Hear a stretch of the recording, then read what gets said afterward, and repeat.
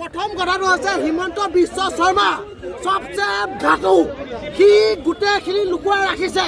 আৰু লুকুৱাই থাকিব সি গম পাইছে তাক ঘনীয়েকো ফচিছে ফচাৰ কাৰণে সি এনেকুৱা অৱস্থা কৰি আছে জুবিনক এতিয়ালৈকে ন্যায় দিয়া নাই কিহৰ কাৰণে ন্যায় দিয়া নাই সি ইমান দিন হৈ গ'ল সি লুকুৱাই আছে কিহৰ কাৰণে সি সব কথাখিনি গম পায় টোটেলি কথা গম পায় এটা এটা শব্দ আৰু 2026 হিমন্ত বিশ্ব শৰ্মাৰ চৰকাৰ শেষ আৰু শেষ হ'ব লাগে আমাৰ অসমৰ পাব্লিক মুখ্য নহয় অভদ্ৰ নহয় সবে বুজি পায়